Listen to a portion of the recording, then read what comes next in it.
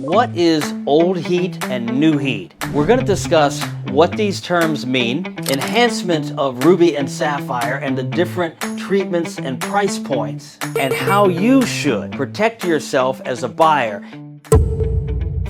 What do the terms old heat and new heat mean? They mean nothing, absolutely nothing. No gem trade association, gemological laboratory, or gemological organization is using a standard of old heat or new heat. So these terms are being used to sell ruby and sapphire by people that may not even really understand how they're using them themselves. They are often used to sell to less experienced buyers.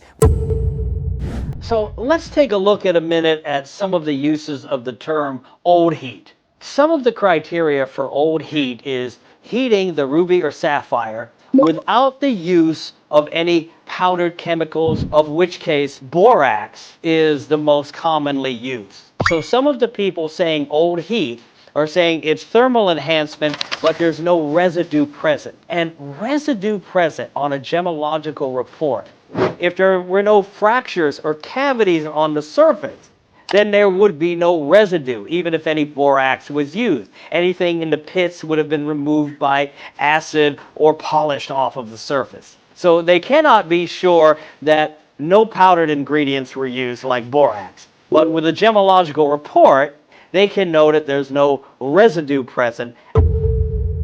So what does new heat mean? Some of the people using this term refer to new heat to mean that there is residue present, that it was heated in the presence of a powdered material like borax at higher temperatures, that the ruby was heated to higher temperatures than normally used in heat treatment to alter the color of ruby in the presence of a catalyst, a powdered material like borax, so that the borax can enter the fracture, act as a catalyst, help for this new growth of ruby inside the fracture, to heal the fracture and make it far less durable. But some of the borax is trapped in that fracture, so it'll get thermal enhancement with residue present.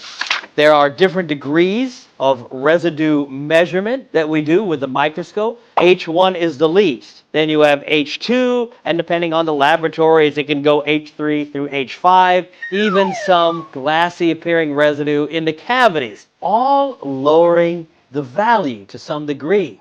There has also been use of this term new heat to talk about diffusion treatment. This is totally misleading. Diffusion treatment has been defined by gemological organizations, gemological laboratories, as a separate treatment. It is diffusion. Usually titanium, creating a blue color that's surface conformal, very shallow of the faceted stone, less than a half millimeter, or beryllium that can be diffused part way through the stone or all the way through the stone and affecting a variety of colors. Again, this is not new heat. This is diffusion treatment, enhancement. And the beryllium diffusion, you can often get your orange and yellow colors are the most common beryllium diffusion treated colors. Pink orange, like a Padparaksha. But very concerning today, blue color of sapphire. This has been in fact affected and enhanced by beryllium diffusion process. So to put beryllium diffusion in this category of just calling it new heat, it's really, in my opinion, misleading to the buyer and should not be done. I've even heard of a practice where they're calling glass-filled ruby new heat. This is totally misleading. And why is these combination of treatments under one term misleading? Because these different processes and classifications affect the value. When it says residue present, it is a lower price point, same size and quality as a thermal enhancement, and no residue is present.